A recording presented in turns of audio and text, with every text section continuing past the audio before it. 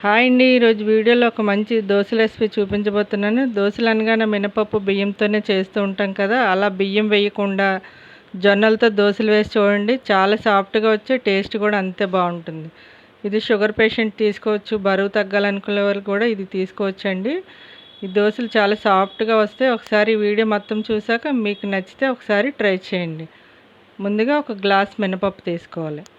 ఏదైనా గ్లాస్ కొలుసుకొని తీసుకోండి. ఈ గ్లాస్‌తో ఒక గ్లాస్ మినపప్పు, 3 గ్లాసులు జొన్నలు వేసుకోవాలి.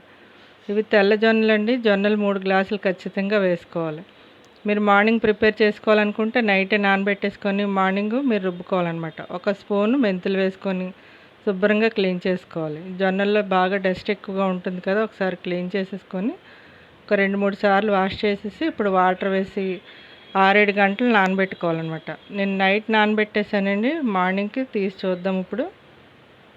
చూడండి చక్కగా నానిపోయి జొన్నలు, పప్పు నానిపోయాయి అనమాట. ఇలా నానితే సరిపోతుంది. మనం అప్పటికప్పుడు దోసలు వేసేసుకోవచ్చు. టేస్ట్ కూడా చాలా బాగా వస్తాయి.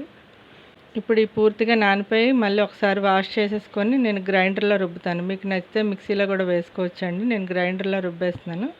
ఇలా ఉంటే సరిపోతుంది. ఇప్పుడు ఇలా తీసుకొని ఈ పిండి అంతా ఒకసారి వేసేసుకోలేం కదా! కొద్దిగా వేరే బౌల్లోకి తీసుకోవాలి. ఇప్పుడు కొంచెం పిండి తీసుకొని రుచికి సరిపడా ఉప్పు వేసుకోవాలి. మీకు నచ్చితే వంట సోడా వేసుకోవచ్చండి. వంట సోడా వేయకపోయినా కూడా దోసలు చాలా క్రిస్పీగా వస్తాయన్నమాట. ఇప్పుడు దోసలకు సరిపడా కొద్దిగా వాటర్ వేసుకొని మొత్తం అంతా కలిపేసుకోవాలి. ఇలా కలిపేసుకున్న తర్వాత పొయ్యి మీద ప్యాన్ పెట్టుకొని ప్యాన్ బాగా వేడవనివ్వాలి. వేడైన తర్వాత ఇప్పుడు దోసపిండి బాగా కలిపేసి ఉంచుకున్నాం కదా! ఒకసారి మళ్ళీ కలిపేసుకొని ఇప్పుడు దోస వేసేసుకోవాలి. మనకి దళసరిగా కావాలంటే దళసరిగా వేసుకోవచ్చు. లేదంటే బాగా పల్చగా కావాలన్నా కూడా వేసుకోవచ్చండి. దోసలు అంత బాగా వస్తాయి. ఇందులో బియ్యం వేయకపోయినా కూడా బియ్యం వేసిన దోసల్లాగే వస్తాయన్నమాట. మొత్తం అంతా దోస స్ప్రెడ్ చేసేసుకొని బాగా ఎర్రగా కాలనివ్వాలి.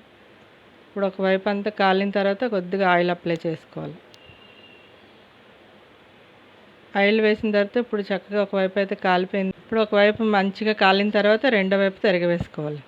ఈ దోశ క్రిస్పీగా కావాలంటే మరింత ఎర్రగా కాలనివ్వాలండి. లేదు మెత్తగా ఉండాలంటే కొద్దిగా కాలితే సరిపోతుంది. నేనైతే క్రిస్పీగానే దోశలన్నీ వేసేసానండి. ఒకటి ఒకటి తీసి నేను ప్లేట్లో వేసేస్తున్నాను.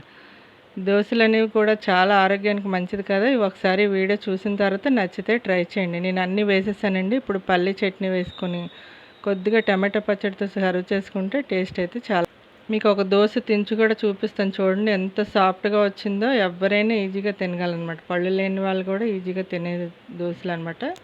ఈ వీడియో మీకు నచ్చిందని అనుకుంటున్నాను. ఈ వీడియో మీకు నచ్చితే లైక్ చేయండి, షేర్ చేయండి. మరిన్ని వీడియోస్ కోసం మా ఛానల్ సబ్స్క్రైబ్ చేయండి. పక్కనే ఉన్న బెల్ ప్రెస్ చేయండి. Thank you for watching.